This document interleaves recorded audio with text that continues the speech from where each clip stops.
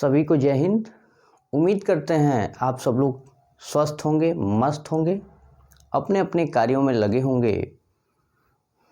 आइए, कहाँ तक हम पहुँचे थे और कहाँ तक क्लियर कर लिए थे और क्या क्या बचा था, ये चीज़ें हम आज आपसे चर्चा करेंगे और बहुत ही सूक्ष्म रूप से व्यंजन को देखने का प्रयास करेंगे। बहुत ही सरल रूप से इसको हम इकट्ठा कर लेंगे, चीज़ें बहुत जल्दी आपके सामने क्लियर हो जाएंगी।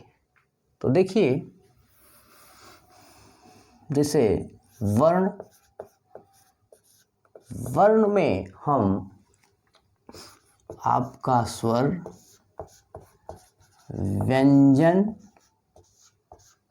व्यंजन के बाद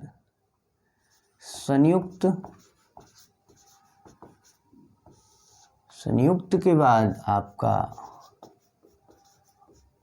अयोगवाह और योगवाह के बाद उच्छिष्ट। इसमें हम स्वर को क्लियर कर लिए थे, स्वर फाइनल हो गया था और आपका अब हम व्यंजन देखेंगे। स्वर फाइनल कर लिए थे, व्यंजन देखेंगे, संयुक्त देख लेंगे, अयोगवाह और उच्छिष्ट। इस तरीके से हमारा ये 11, ये 33, ये आपका 4, ये आपका 2, ये 2, तो 33 1 34, 34 10 44, 44 4 48, 48 2 50, 2 52। कुल वर्णों की संख्या 52 होती है। तो अब हम व्यंजन की बात करेंगे और व्यंजन के बात करने के बाद संयुक्त की बात कर लेंगे, अयोगवाह और उच्छिष्ट आज हम क्लियर कर देंगे। देखते हैं व्यंजन आपका कुल व्यंजन की संख्या 33, कुल व्यंजनों की संख्या है 33। अब व्यंजन को कितने वर्गों में बांटा गया है ये हम आपको बताते हैं। देखिए, जरा गौर करिएगा। एक शब्द है सॉस, SAUS,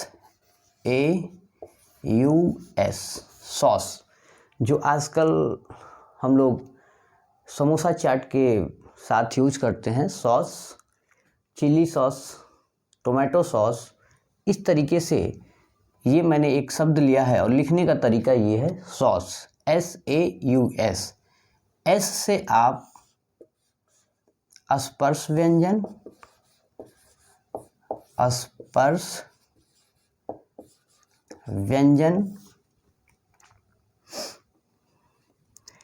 ए से आपका अंतस्थ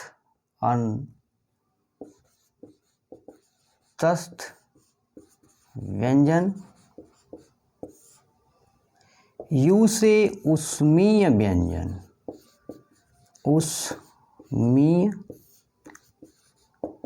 व्यंजन और एस से संयुक्त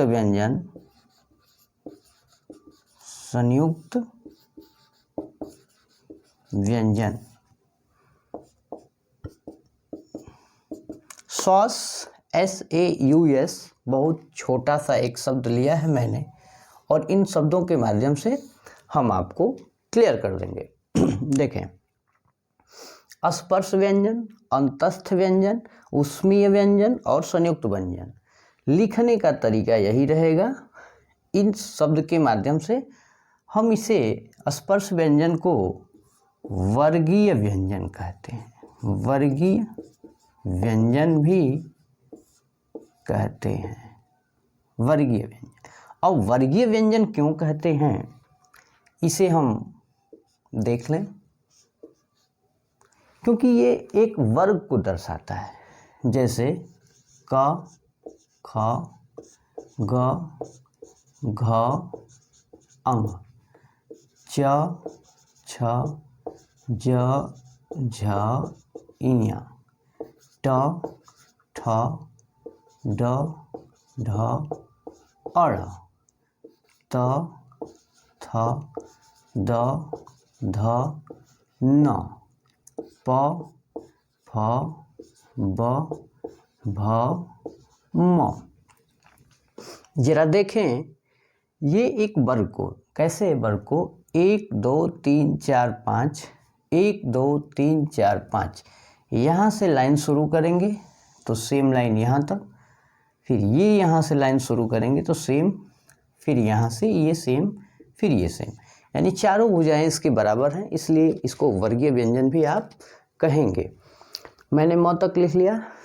म के बाद अब जो बचेगा उसको हम अंतस्थ व्यंजन में य र ल और व, य र ल और व आगे फिर लिखेंगे। उसमीय व्यंजन में आपका तीनों स और ह आता है, तो तालव्य स, मूर्धन्य स, दांती स और ह। संयुक्त व्यंजन को यहीं देख लेते हैं। संयुक्त व्यंजन में 4 व्यंजन आते हैं आपके, कच्छ, त्र, ज्ञ और एक है आपका स्र। कच्छ, त्र, ज्ञ और स्र।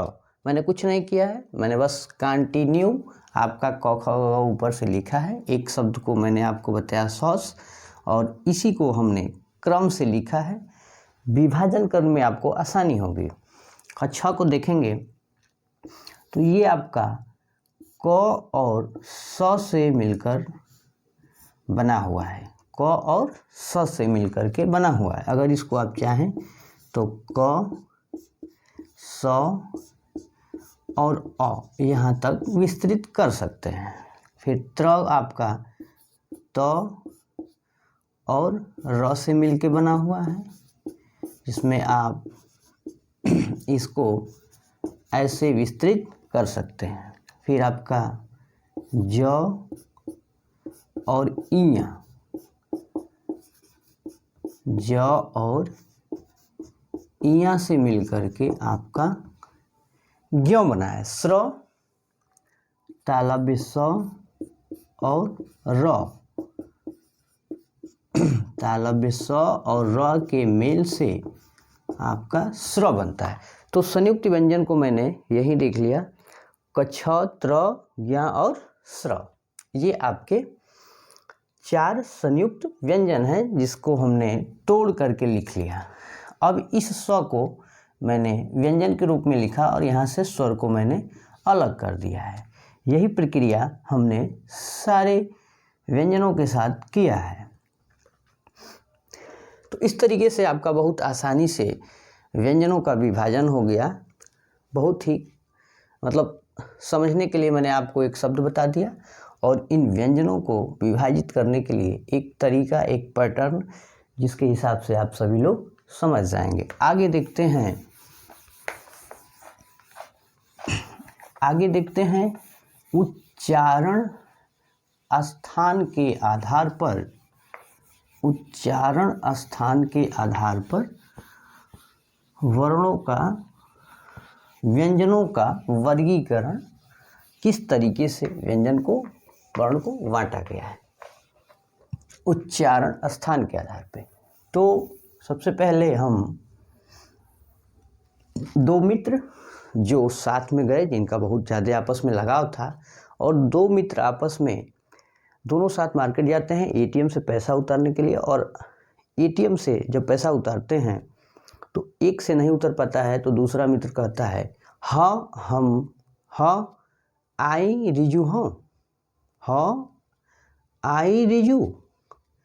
एक मित्र अंदर पैसा एटीएम से उतार रहा है, नहीं उतर रहा है।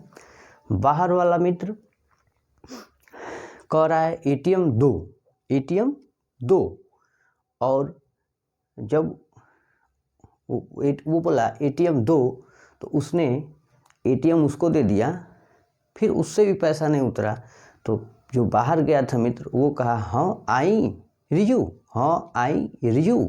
अब इसमें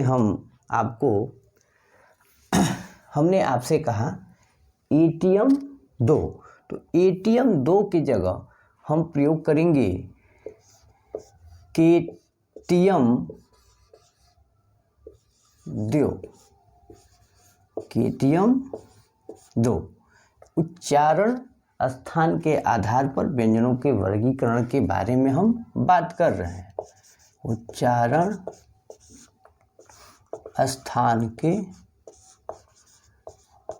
आधार पर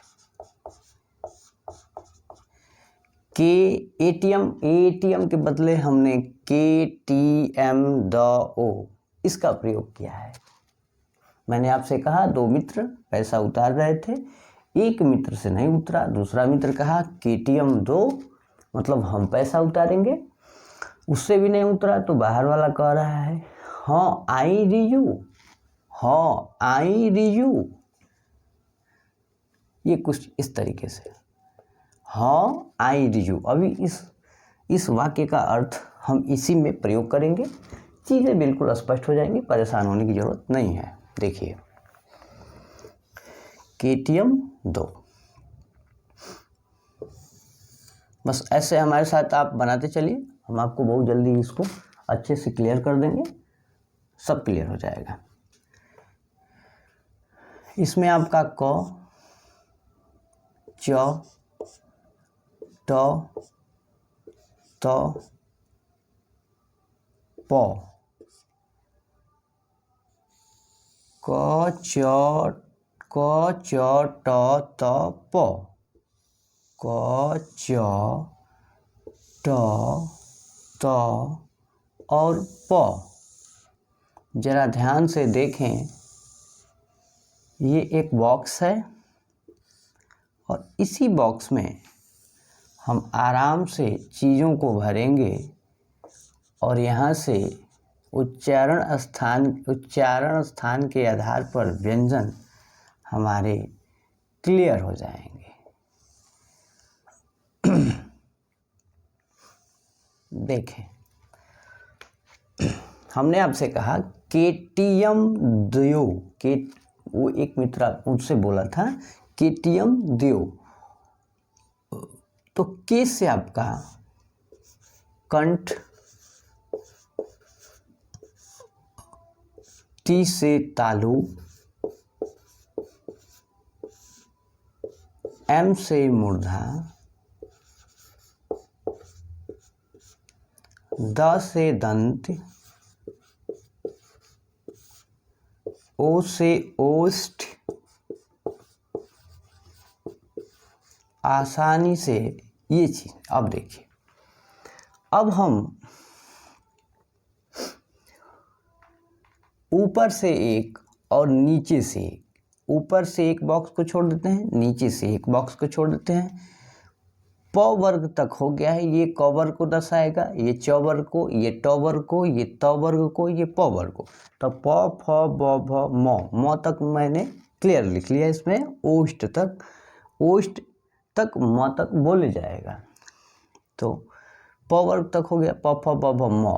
फिर आपका एक बॉक्स ऊपर से य र ल, व को अभी रहने देते हैं, व को हम बताएंगे। तो य र और ल, ऊपर से एक बॉक्स छोड़ा, नीचे से एक बॉक्स छोड़ा और क ख ग घ कंटिन्यू रूप से मैं लिखता गया य र ल। फिर आपका तालव्य स, मूर्धन्य स और दांत स, ये आपका तालव्य स, मूर्धन्य स और दंत स इसी के क्रम में लिखता गया। फिर आपका हमने आपको बताया कि एक मित्र बोला हाँ आई रियू, मतलब हम आए और एटीएम से पैसा निकाल दें, हाँ आई रियू। तो उसी शब्द का हम उसी वाक्य का हम यहाँ प्रयोग करेंगे, हाँ आई रियू। देखिए लिखा कैसे जाएगा, हाँ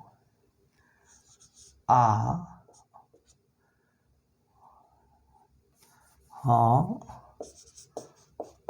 आई रियू। इसको हम इस बॉक्स में भरते हैं। कैसे भरेंगे, हाँ आई रियू। तो ह को ह यहाँ भरेंगे।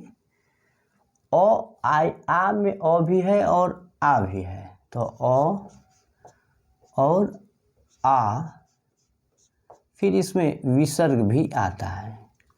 यानी कंठ का उच्चारण स्थान, कंठ से जो बोलने वाले हमारे वर्ण हैं वो ह, अ, आ और विसर्ग।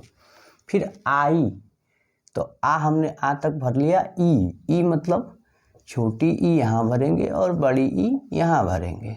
फिर रीजू, तो री को हम यहाँ भर देंगे और ज, आपका नुक्ता वाला ज है यहाँ भरेंगे। और ऊ में दोनों ऊ, छोटा ऊ और बड़ा ऊ, ये आपका ह आई रिजू, ह आई रिजू। ह आई रिजू लिखने का तरीका कुछ ये रहेगा। इस तरीके से मैंने इसको भर दिया।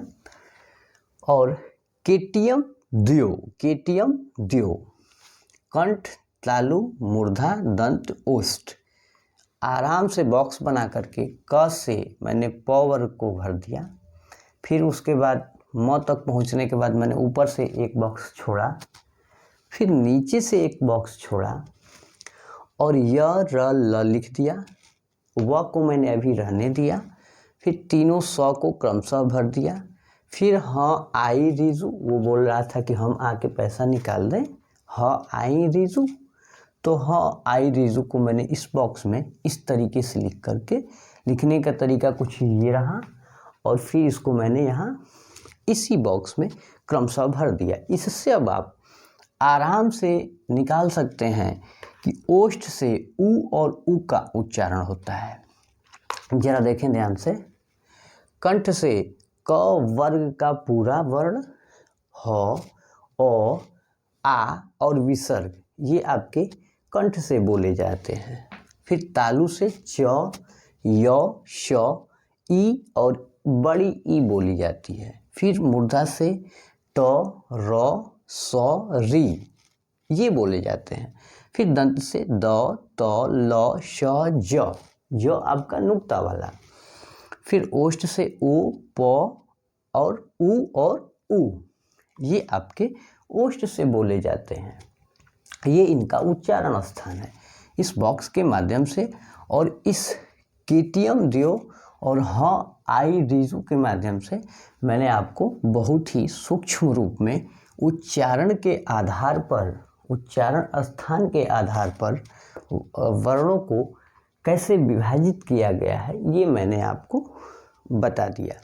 चीज़ें मुझे लगता है क्लियर हो गई होंगी, किसी प्रकार की कोई दिक्कत नहीं होगी। आगे देखिए, मैंने व को छोड़ा था, तो व आपका ये नुक्ता वाला फ और व, ये आपके दंत और ओष्ठ से बोले जाते हैं। दंत योष्ठ, दंत योष्ठ। फिर आपका बचा ए, ऐ, ओ, औ। इसको देखते हैं कि इसको हम कहाँ से उच्चारण करते हैं। तो ए का निर्माण अ और ई से मिलकर के होता है। ए का निर्माण अ और ई से मिलकर के होता है। तो फिर हम देखेंगे कि अ कहाँ से बोला जाता है। तो अ आपका इस बॉक्स में है, अ आपका कंठ से बोला जाएगा और ई आपका तालु से, इसलिए ए का उच्चारण कंठ तालु हो जाएगा। कंठ तालु या कंठ तालव्य भी से बोलेंगे। ऐ आपका अ और ए से मिलके बनता है, इसलिए इसका भी उच्चारण स्थान कंठ तालु हो जाएगा। कंठ तालु हो जाएगा। फिर आपका ओ का निर्माण अ और ऊ से होता है। तो अ आपका कंठ और ऊ आपका इस बॉक्स में ओष्ठ से बोला जा रहा है, इसलिए इसे हम कंठोष्ठ, कंठोष्ठ, कंठोष्ठ से बोला जाएगा ओ। और औ का निर्माण अ और ओ से होता है, इसलिए इसे हम कंठ्योष्ट से बोलेंगे, कंठ्योष्ट, कंठ्योष्ट। ये आपका उच्चारण स्थान के आधार पर व्यंजनों का, और इसमें कुछ स्वर भी आए जिन्हें हम आपके सामने रख दिए। अब आगे देखते हैं। आगे हम एक संख्या का प्रयोग करेंगे और उस संख्या के माध्यम से हम बहुत ही आसानी से चीज़ों को सीखने का प्रयास करेंगे, चीज़ों को सीखने का प्रयास करेंगे। जरा देखें, पैसा दोनों मित्र आपस में उतार लिए और उतारने के बाद एक मित्र का दूसरे मित्र से कुछ पैसा बाकी था, 345 रुपया। तो 345 रुपया उसने फ़ोन करके कहा, और दोनों आपस में बहुत मतलब उन लोगों का लगाव था, तो वो कहा, हाँ लवर, ये देखिए, हाँ लवर 345, मतलब हाँ लवर 345 कब दोगे मुझे, हाँ लवर 345 कब दोगे। अब देखिए, इसी से हम खेलते हैं, आप लोग भी इसी से खेलिएगा। जरा इसको हम ऊपर लिखते हैं ताकि नीचे और भी चीज़ें आ सकें। हाँ लवर 345। देखिए, ये देखिए, आप यहाँ लिखिए घोष, यहाँ लिखिए अघोष, यहाँ लिखिए अल्प प्राण, यहाँ लिखिए महाप्राण, महाप्राण। ठीक, आइए अब एक को हमने यहाँ से, इससे हाँ लवर 345 रुपया मेरा कब दोगे, उससे फ़ोन करके वो बोलता है हाँ लवर, मतलब बोला हाँ लवर 345 रुपया कब दोगे। ठीक, तो इसको हम, इस वाक्य को हम यहाँ लिख लेते हैं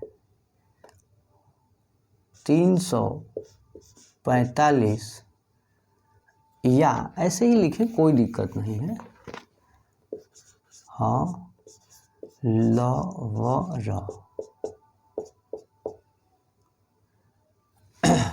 हाँ क्या मतलब, हाय लवर, हाय, हाय फ़ोन करके बोलता है ना, हाय लवर 345, हाय लवर 345। ठीक, यहाँ थोड़ा मिस्टेक हो गया था, सॉरी। तो इसे हम लिखेंगे हाँ य ल व और र 345। जरा समझने का प्रयास करें, चीज़ें फिर क्लियर होंगी, एकदम निश्चित है।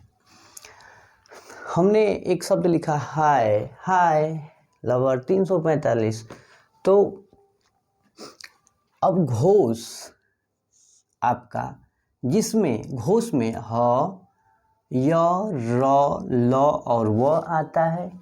345 का मतलब कि वर्गीय व्यंजन का तीसरा, चौथा और पांचवा वर्ण आएगा। तीसरा, चौथा और पांचवा वर्ण आपका वर्गीय व्यंजन का घोष में आएगा। अब यहीं से हम खेलना स्टार्ट करते हैं, जरा देखें आप लोग।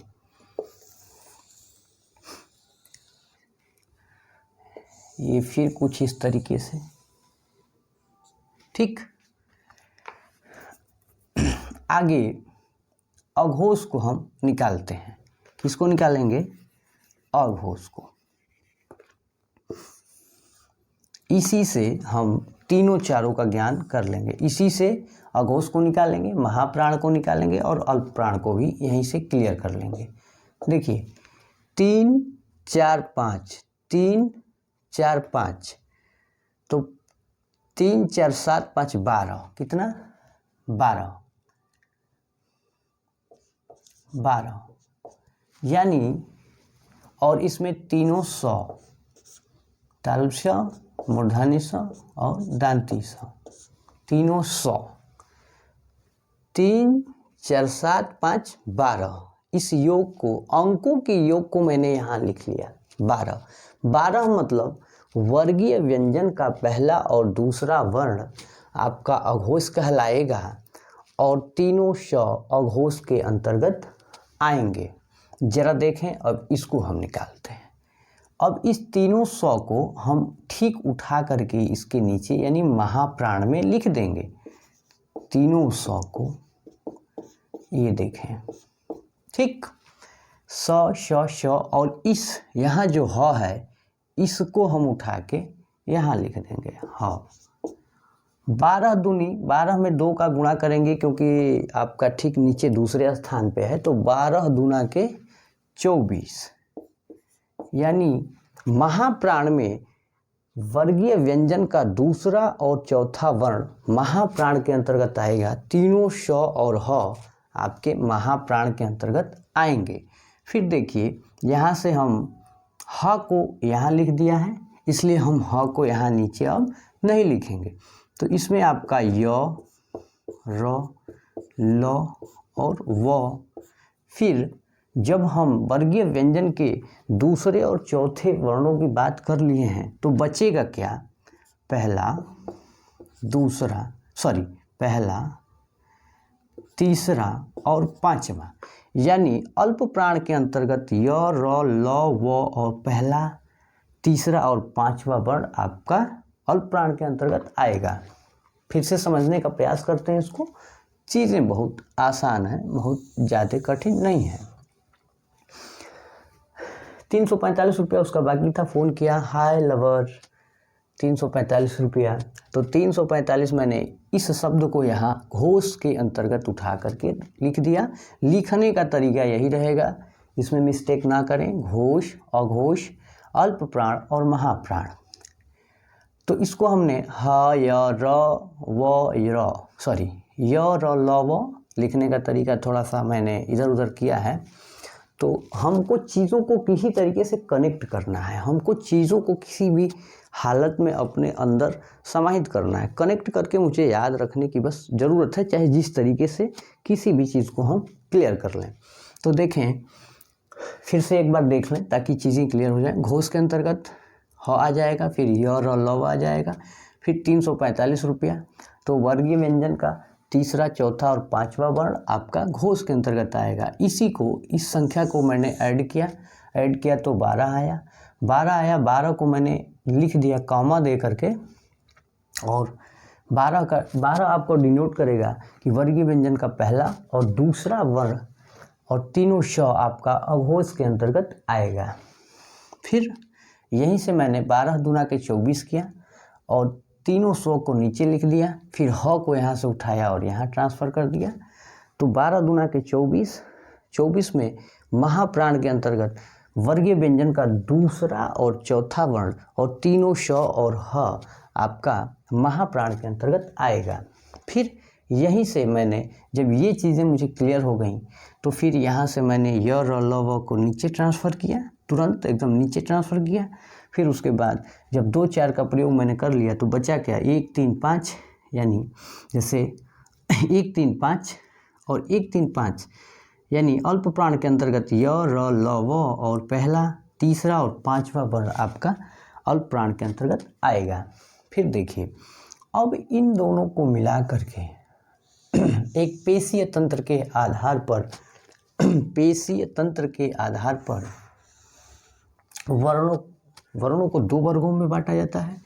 इसे हम कठोर और इसे हम शिथिल कहेंगे। शिथिल, इस अघोष और महाप्राण को कठोर और घोष और अल्प प्राण को शिथिल कहेंगे। ये आपका प्राण के आधार पे रहा, अल्प प्राण और महाप्राण। ये आपका प्रयत्न के आधार पर, बाह्य प्रयत्न के आधार पर घोष और अघोष घोष और अघोष आपका बाह्य प्रयत्न के आधार पर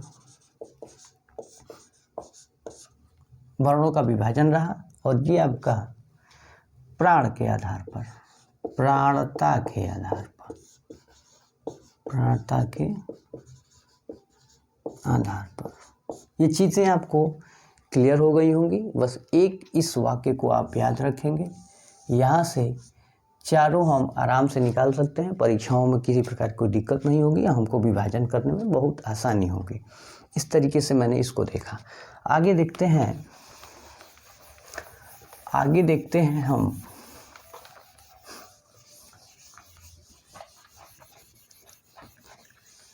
आंतरिक प्रयत्न के आधार पर,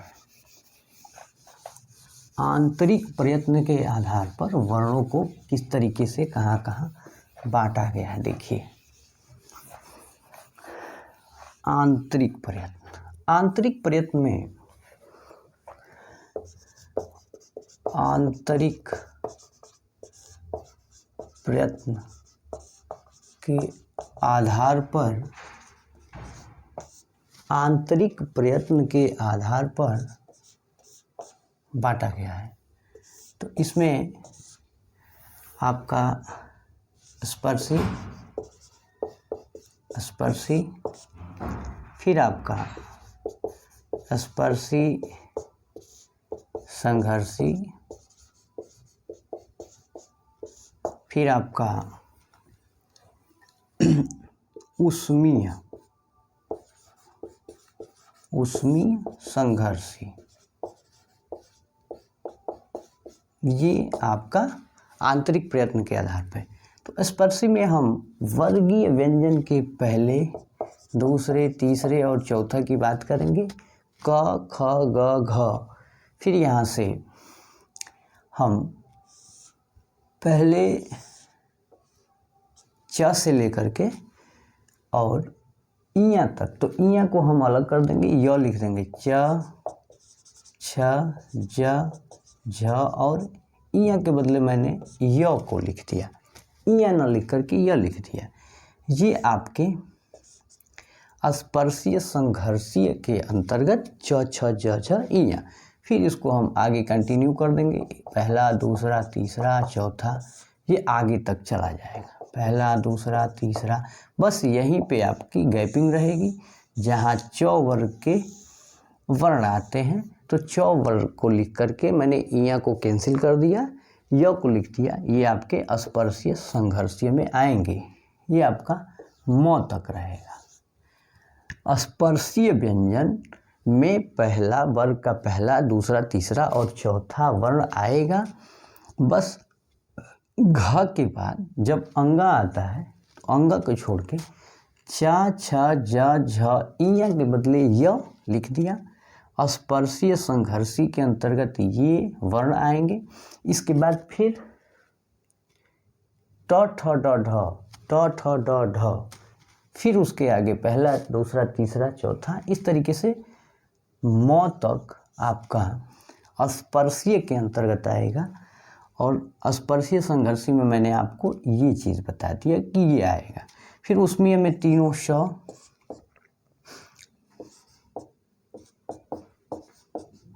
और ह, ये आपका उष्मीय संघर्षी के अंतर्गत आएगा। ये आपका आंतरिक प्रयत्न के आधार पर कुछ व्यंजनों को इस तरीके से बांटा गया। अब जैसे कुछ व्यंजन हैं जिनको हम बोलते हैं, वो चीज़ें आपसे हम शेयर करेंगे। जैसे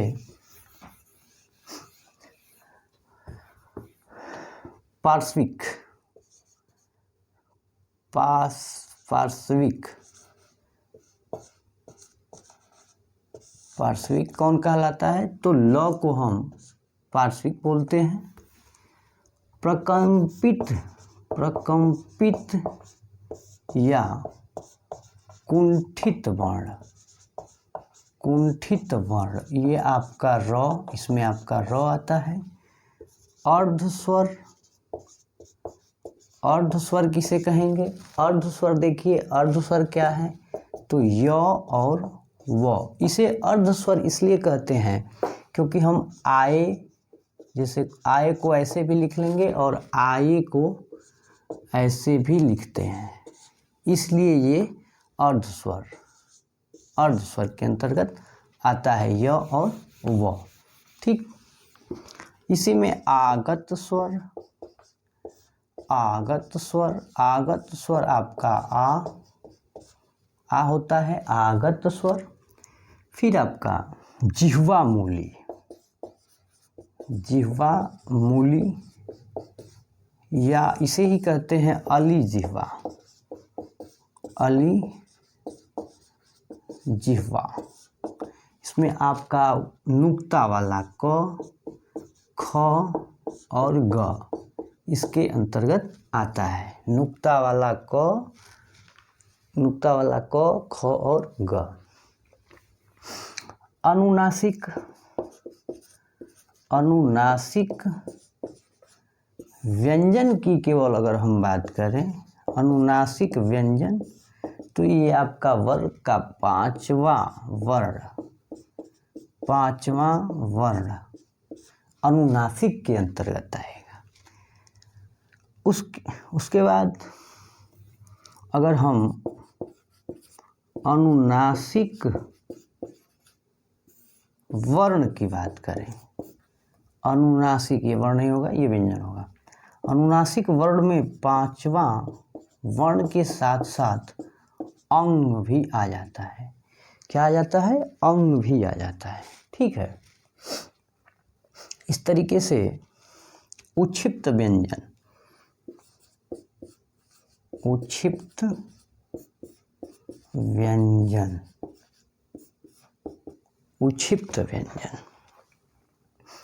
ड और आपका ढ। अभी इसको हम नहीं देख लेते हैं इसका नियम क्या है उक्षिप्त व्यंजन में। उसके बाद वर्तस्य व्यंजन में स, ज, ल, न और र। स, ज, ल, न और र आपका वर्तस्य व्यंजन में आएगा। ये कुछ इस तरीके से इन सबों का अलग अलग अपना अपना नाम रहा, मैंने जिससे आपको बताया। अब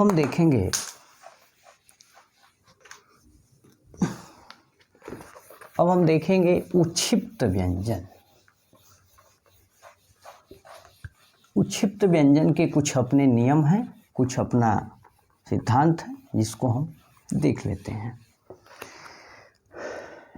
जैसे वर्ण में हम स्वर, व्यंजन, संयुक्त, अयोगवाह, फिर उक्षिप्त। इसकी चर्चा मैंने आपसे स्वर की पहले कर ली, फिर व्यंजन की कर लिया, फिर संयुक्त को भी मैंने आपसे बता दिया।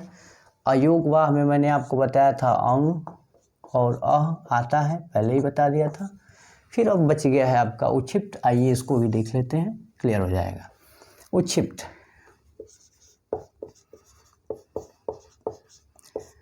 उक्षिप्त का सबसे पहला नियम ये है ड और ढ कि इससे कोई भी शब्द शुरुआत नहीं होगा।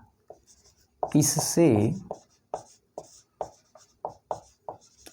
कोई भी शब्द की शुरुआत नहीं होगी। जैसे इससे ड और ढ से कोई भी शब्द की शुरुआत नहीं होगी। ये अंग्रेजी शब्द में नहीं लगाए जाते हैं, अंग्रेजी शब्द में नहीं लगाए जाते हैं।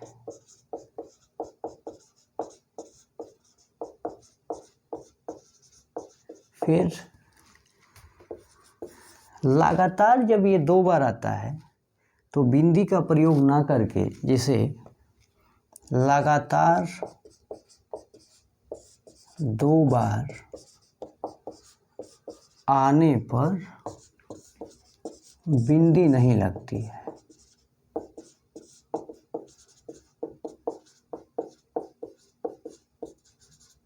जैसे आपका लगातार जब 2 बार आए तो बिंदी नहीं लगेगी। जैसे उड्डयन, आधा कर देंगे उड्डयन, ये कर देंगे, यहाँ बिंदी नहीं लगेगी। ठीक है, ये अंग्रेजी शब्द में नहीं लगाए जाते। जैसे गुड, गुड, गुड, अब इसमें यहाँ हम बिंदी नहीं लगाएंगे क्योंकि गुड का ऑलरेडी मतलब होगा अच्छा, तो यहाँ बिंदी नहीं लगेगा। इससे किसी भी शब्द की शुरुआत नहीं होगी, ये निश्चित है। चौथा, अगर अनुस्वार, अगर ऊपर बिंदी आ रही है, ऊपर बिंदी आ रही है तो फिर नीचे बिंदी नहीं आएगी, नीचे बिंदी नहीं आएगी। जैसे आपका आडंबर, आडंबर, आडंबर में अभी ये नीचे बिंदी नहीं आएगी क्योंकि ऊपर बिंदी आ चुकी है, ऑलरेडी ऊपर बिंदी आ चुकी है। पांचवा, उपसर्ग, ठीक उपसर्ग अगर पहले आ रहा है, ठीक उपसर्ग अगर पहले आ रहा है तो फिर बिंदी नहीं लगेगी, तो बिंदी नहीं लगेगी। जैसे निडर, निडर, यहाँ बिंदी, निडर में ड के नीचे बिंदी का प्रयोग नहीं किया जाएगा। इस तरीके से आज मैंने आपसे चर्चा किया व्यंजनों का, और व्यंजन में हमने व्यंजन को अलग अलग वर्गों में बांट करके, अलग अलग चीज़ों में रख करके दिखाया, और जैसे जैसे बांटा गया है वैसे वैसे मैंने भी बांटने का प्रयास किया। उच्छिष्ट भी क्लियर हो गया। जैसे व्यंजन को एक मैंने शब्द लिया सॉस, और सॉस के माध्यम से चीज़ों को बिल्कुल अलग किया। उसके बाद मैंने एक केटीएम दो, तो केटीएम एटीएम के ए के बदले मैंने के का प्रयोग किया, केटीएम दो। इस उच्चारण स्थान के आधार पर यहाँ से वर्णों को अलग किया गया। हाय, हाय, आई, हाय आई रिजू, मतलब हाय हम आ करके निकाल दें, तो इस शब्द का, इस वाक्य का प्रयोग मैंने हाँ, हाय, आई रिजू, इसमें मैंने उच्चारण स्थान के आधार पर वर्णों को अलग करने का प्रयास किया। फिर आपका 345 लवर, 345 लवर, हाय लवर 345, हाय लवर 345 का प्रयोग करके मैंने आपको घोष, अघोष, अल्प प्राण, महाप्राण, इन चारों को अलग अलग करने का प्रयास किया। चीज़ें दिमाग से न उतरें इसलिए मैंने हर चीज़ को कनेक्ट किया, अलग अलग चीज़ों से एक जगह ला करके सबको जोड़ा, सबकी कनेक्टिंग किया। मुझे उम्मीद है कि ये सारी चीज़ें आपको समझ में आई होंगी। आज के लिए हमारे तरफ से इतना ही, धन्यवाद।